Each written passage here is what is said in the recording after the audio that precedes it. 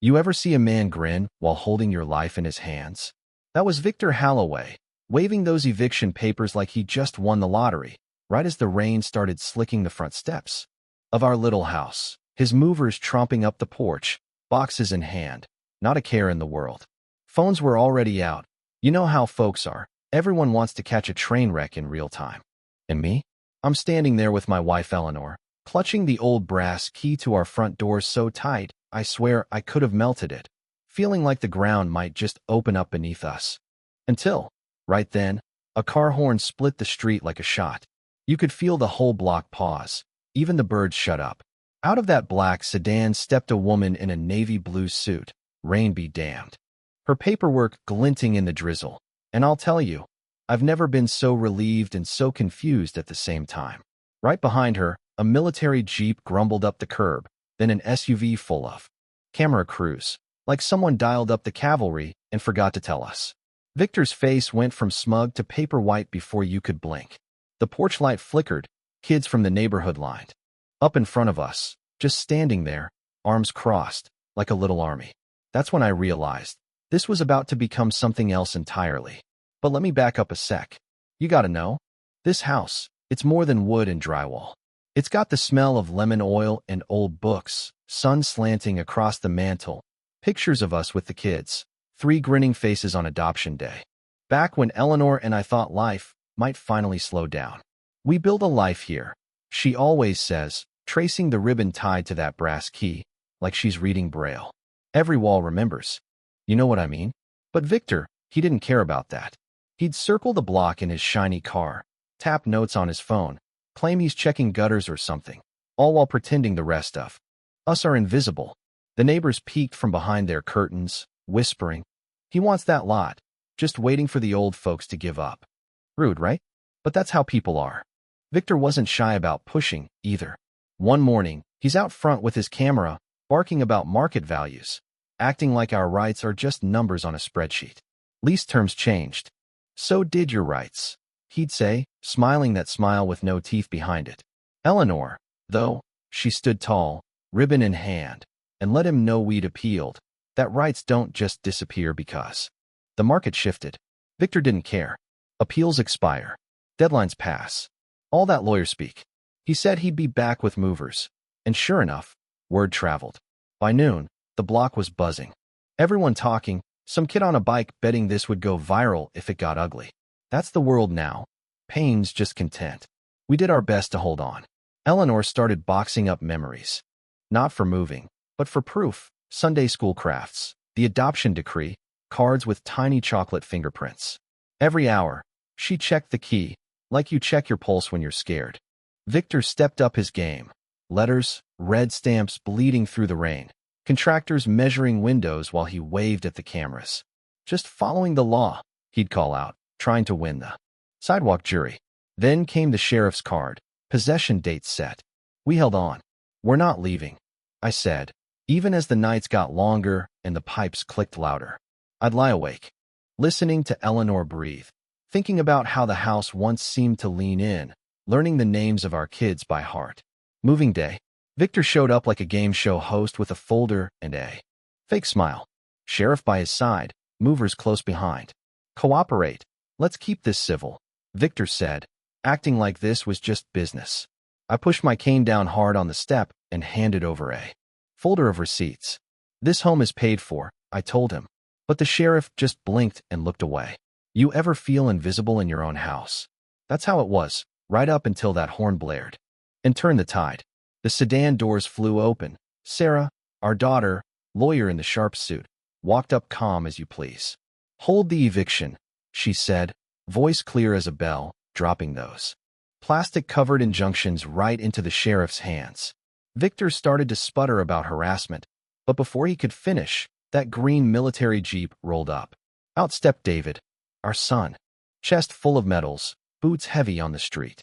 He didn't need to raise his voice. Evicting seniors on fraud is elder abuse. Criminal, not civil, he told them. The sheriff shifted. Movers set their boxes down, and the crowd was suddenly real quiet. You could hear the drizzle on the leaves. That's their son. Military.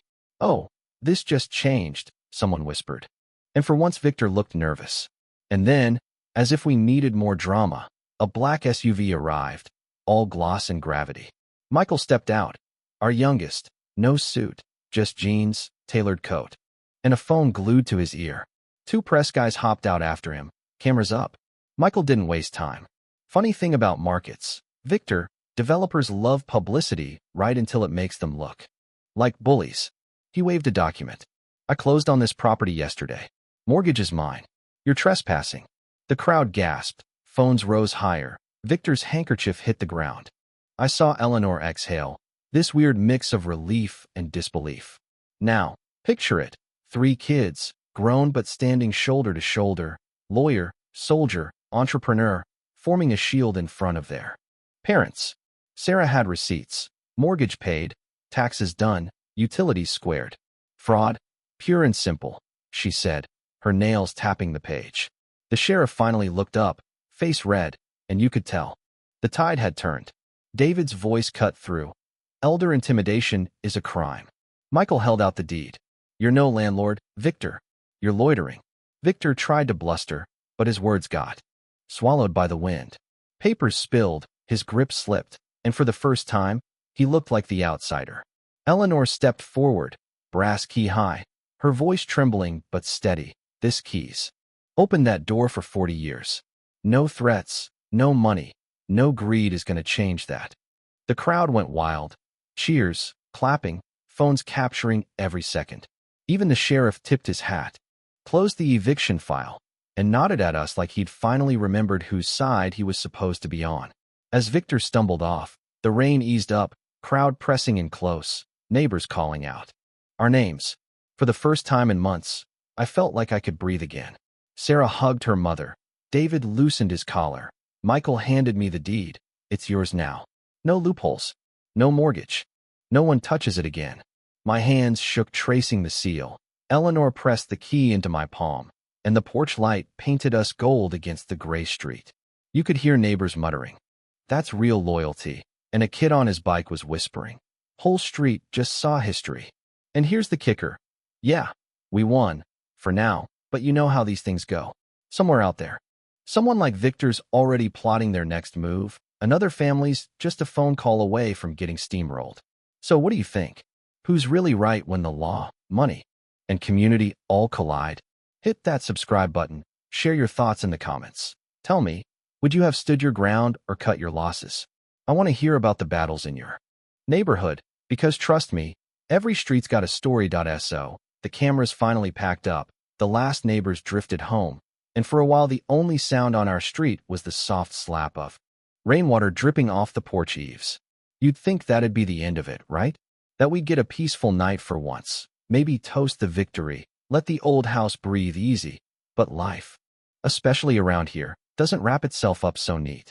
The adrenaline doesn't just disappear, not when you've spent months bracing for the next knock on the door. You know what I mean? That evening, Eleanor and I just sat together on the porch swing, her cardigan damp, my hands still shaking a little as I turned that brass key over and over in my palm, trying to convince myself it was real. Sometimes the mind can't catch up to the heart, especially after you've been living in survival mode for so long. Every little creak in the house made me jump, and every car that slowed at the stop sign made us both freeze for half a breath. Old habits, hard to break. And then, almost on cue, the phone rang. Caller ID, private number. I caught Eleanor's eye. She looked about as ready for more bad news as I was. But I answered anyway, bracing for round 2. What I heard wasn't what I expected. It was the sheriff, his voice different now. Humble, maybe even a little ashamed. He apologized, said he'd reviewed everything again, said he'd be filing a report about Victor's conduct. Promised us that if anything else happened, we should call him directly. Imagine that, the same guy who barely looked at me that morning, now sounding like he wanted to be our friend. You folks made an impression today, he told me, and I could hear the weight in his words. But that wasn't the only ripple. Next morning, I walked out to pick up the paper. Yeah, I'm old school. I still read it cover to cover. And right there on the front page was a shot of our porch. Sarah standing tall in that navy suit, David in uniform at her side, Michael a step behind with his press crew. The headline was blunt, "Family Fights Back. Community rallies against unfair eviction. I'll admit, it felt good seeing the truth for once instead of just rumors. But you know how it goes. The news only shows part of the picture. Comments online were a war zone. Some folks called us heroes, others called us freeloaders, and a few, well, they just like to stir the pot. I guess that's America now. Every story's a battleground, and the crowd can turn on a dime. What really got me was the way the neighborhood changed after. Neighbors who'd never so much as waved before started stopping by with casserole dishes or coffee. A couple even brought over old legal paperwork, asking for advice, like suddenly we were the wise old protectors on the block. Eleanor, she took to sitting outside every afternoon, chatting with folks who'd always kept to themselves. And the kids, even grown as they are, checked in more than ever. That night, Michael called just to say he was proud of us. David emailed a link to some housing rights group, and Sarah, well, she just texted a heart emoji. Funny how that felt like everything we needed. But not everyone was thrilled. 2 days after the showdown, we got another envelope, anonymous, no return address. Inside was a note, don't get too comfortable. New money always finds a way. No threat, exactly, but enough to make the hair on my neck stand up. I caught Eleanor reading it twice, lips pressed. Thin, but she just shrugged, tore it up, and tossed it in the trash. Let them try, she said, voice low. We're not moving. Not ever. That's Eleanor, stronger than steel when it counts. And just when things started to settle, a surprise twist. Turns out Victor wasn't acting alone. The next weekend, a couple slick-looking suits rolled down the street in a Tesla, knocking on doors, just wanting to talk about neighborhood opportunities. The neighbors spotted them, eyes narrowed, curtains twitching. Someone slipped a note under our door. Developers scouting the block. Thought you should know. I'll tell you, it felt like déjà vu. Only this time, the street was on our side. We held a block meeting, first one in years. Sarah showed up, took questions, laid out everyone's rights in plain English. David set up a phone tree for emergencies. Michael talked strategy with the younger folks about how to handle the press if it ever came to that again. You could feel the street getting tighter, more protective, like everyone remembered what it meant to look out for each other. That's the real win, if you ask me. I guess what I'm trying to say is, victory isn't a finish line, it's a flashlight in the fog. You still got to keep your eyes open. Every day, there's someone ready to push, to bully, to bend the rules if you let them. But now, we're not just holding on to a house. We're holding on to a community that actually cares. Sometimes I wonder, what would have happened if we just folded? If we'd let Victor bulldoze us into silence? Handed over the keys, slunk away like we never mattered? I don't think it's just about us anymore. It's about every family on every street that's ever been told to sit down, shut up, or move out. It's about neighbors realizing their voice is louder together. And it's about knowing that sometimes, the only thing standing between home and heartbreak is a stubborn old couple, a brass key, and a family willing to show up when it matters. So, if you've made it this far, tell me, honestly, what would you have done? Ever stood up to something bigger than you? Ever had a win that left you changed for good? Share your story in the comments. Hit that like button if you want more tales like this. And don't forget, sometimes the battle's not over, it just moves next door. See you on the porch, neighbor.